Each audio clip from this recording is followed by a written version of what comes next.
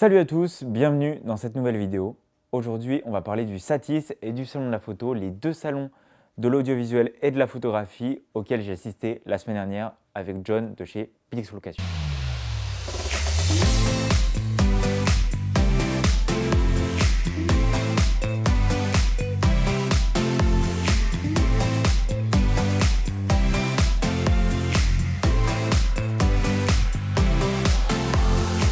En effet, la semaine dernière, si vous me suivez un petit peu, vous savez que je suis allé au Satis et au Salon de la photo avec John de chez Pixlocation pour se tenir au courant des petites nouveautés et pour interviewer un certain nombre de marques. Donc le Satis, c'est plutôt un salon qui est orienté audiovisuel, qui est orienté télévision, cinéma. Le salon de la photo est orienté grand public. Il n'y a pas trop d'audiovisuel, c'est plus orienté vraiment sur la photographie. Il y a quelques stands qui proposaient des solutions audiovisuelles comme Cartoni qui proposait certains panneaux LED, certains transmetteurs HF, etc. Mais c'est plus vraiment orienté sur la photographie. J'ai notamment pu interviewer plusieurs marques comme Tamron qui présentaient leur nouvelle gamme d'optiques. Je vous laisse écouter ce que Arthur de chez Tamron a à vous dire. Merci à Film Production d'être passé nous voir.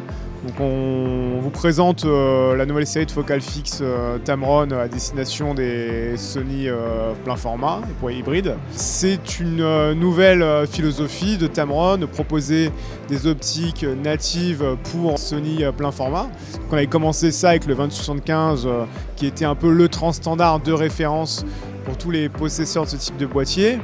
Il a été suivi par son petit frère, le 17-28 de 8 pour ceux qui font de la photo dédiée à l'ultra grand angle. Et maintenant, on va plus aller vers un domaine plus spécifique avec un 35 mm 2.8 et un 24 mm 2.8 qui, l'un comme l'autre, se caractérisent par le fait qu'ils ont une distance minimale de mise au point très courte. C'est une gamme totalement homogène entre le 20-75, le 17-28, le 24 mm, le 35 mm, mais aussi un 20 mm 2.8 et un 70-180 2.8 qui sera disponible au courant 2020, qui ont tous en fait la même taille de filtre, qui fait 67 mm. Ensuite, j'ai pu interviewer DJI, notamment Olivier Mondon, qui est notamment chef de produit, je crois, chez DJI Europe et chez DJI France. Donc, il faisait la présentation de l'Inspire. Donc dans leur petite cage, ouais, c'est triste d'enfermer un loup dans une cage. Je vous laisse écouter ce qu'ils avaient à nous dire précisément. On vous présente aujourd'hui le Mavic Mini, c'est le plus petit drone, le plus petit des Mavic et le dernier arrivé dans la famille puisqu'il est disponible à partir du 11 novembre dans les commerces. Vous pouvez le commander aujourd'hui, il coûte 399 €. Surtout, il fait 249 grammes. On a réussi à mettre un concentré de technologie de la taille d'un iPhone en fait, puisque vous voyez il tient dans la palme de ma main et surtout un poids vraiment plume, ultra léger, qui embarque une caméra de 2.7K et qui peut faire des photos de 12 millions de pixels. Alors avec cette taille, on a quand même une batterie de 30 minutes, donc c'est vraiment très intéressant pour les dronistes qui veulent aujourd'hui de la performance, mais aussi un coût abordable. C'est pour ça que c'est le drone pour tous et pour toutes, bien sûr, qu'on décline aujourd'hui le Mavic Mini. Ensuite, malgré que ce soit un salon grand public et que ce ne soit pas trop dédié à l'audiovisuel, il y avait Antonin Tanner, qui est un chef opérateur qui présentait la gamme d'optiques Xin et Samyang. Samyang, en fait, c'est la marque et Xin, c'est juste des optiques qui sont carrossées cinéma. Donc du coup, chez Samyang, maintenant, il y a trois séries d'optiques ciné. En fait, la première gamme, qui s'appelle les Samyang VDSLR, ils considèrent, eux, que c'est des optiques pour la vidéo, pas pour le cinéma. Qui ouvrent tous quasiment à 1.5, à partir du 24, si je dis pas de bêtises. Donc le 24, 35, 50, 85 sont à 1.5. Du coup, les Xin, qui sont là, qui sont sortis il y a quelques années déjà, c'est une série qui va du 14 au 135. Le 24, 35, 50, 85 ouvre à T1.5 aussi. C'est les optiques qui sont très propres, très piquées et très définies, qui couvrent le full frame, qui peuvent aller sur les nouvelles caméras 8K comme la Monstro ou sur une LF si tu veux. Et du coup là, dernièrement, ils viennent de sortir une nouvelle série, qui est la série Xin CF, qui reprend les particularités de la série Xin, mais qui vont être plus compactes. Tu vas voir ici qu'ils vont être vraiment plus compactes. En moyenne, elles ont 300 grammes de moins et elles vont avoir des marquages phosphorescents aussi. Je sais pas, il faudrait vérifier, mais moi dans les tests que j'ai fait avec les optiques, je les ai trouvées un peu moins dures que les Xin. Et j'ai trouvé aussi qu'elles flairaient un tout petit peu plus. Je trouve qu'elles sont un peu plus jolies pas jolies, mais je trouve qu'elles ont un petit poil plus de caractère, ce qui est plutôt pas mal, voilà, de mon point de vue. Ensuite, j'ai pu suivre une conférence d'un conseiller du CPS, donc Canon Professional Service, donc le service pro de chez Canon, où il présentait notamment l'annonce du 1DX Mark III. Oui, tenez-vous bien, l'Index Mark III. Pour la faire brève, c'est du 4K, 50 images par seconde en RAW, K2 de 10 bits en interne.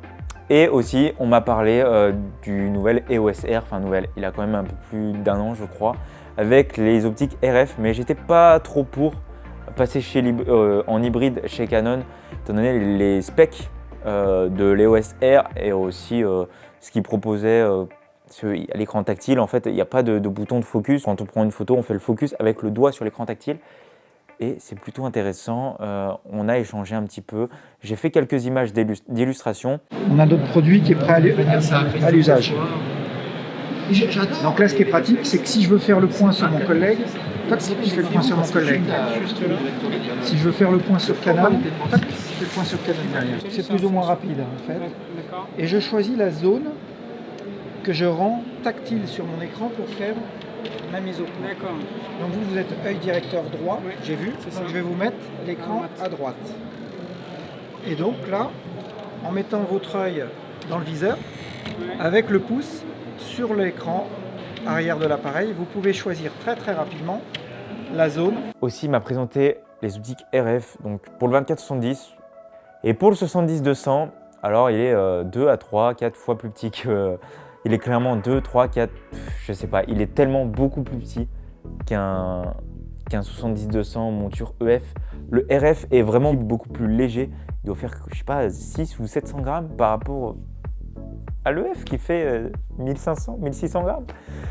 Bon voilà, c'est assez impressionnant, mais je pense qu'avec leur gamme RF d'optique, en fait, ils se poussent plutôt vers l'avenir. Je pense que Canon ont des progrès à faire et qu'ils sont potentiellement sur une bonne voie pour le moment. Et j'étais très content d'aller au Satis, de découvrir des nouveautés vraiment qu'on n'a pas forcément l'habitude de voir sur des fonds verts qui sont immenses avec des caméras de cinéma chez Sony avec la Venice, la FX9, voilà, beaucoup plus orienté pro. Et pour le grand public, voilà, le salon de la photo, ça m'a permis de suivre certaines conférences, notamment celle de chez Canon, qui m'a permis de réaliser que au final l'EOS R était pas si mal que ça. Et pas mal d'autres conférences, j'ai notamment rencontré donc Stéphane Couchou, qui est de Saint-Etienne, où j'ai fait mes études, et qui parlait de son Paradex 2, etc. C'était super intéressant. Ça m'a remis en question, ça m'a fait évoluer, d'aller au salon de la photo, de rencontrer des gens, et c'était vraiment super intéressant. J'espère que cette petite vidéo vous aura plu, que ça vous aura permis de vous évader un petit peu, de voir un petit peu les nouvelles technologies, les nouvelles améliorations que propose en fait le monde de l'audiovisuel en ce moment, autant dans la photo que dans la vidéo, même si vous n'avez pas pu vous rendre à Paris la semaine dernière. En tout cas, moi, j'ai kiffé cette semaine à Paris. On se laisse sur ce petit mot de la fin. En tout cas, moi, je vais retourner à mon montage. Je vais finaliser le projet parce que oui, je suis en train de monter un gros projet. Je vous en parlerai dans une prochaine vidéo, peut-être pas la prochaine parce qu'il y aura sûrement l'échange avec Louis, donc Grain, mais plutôt dans quelques semaines quand le projet sera finalisé, quand tout sera arrivé, quand tout sera prêt. Et je pense que vous n'êtes pas prêts. Allez, ciao ciao.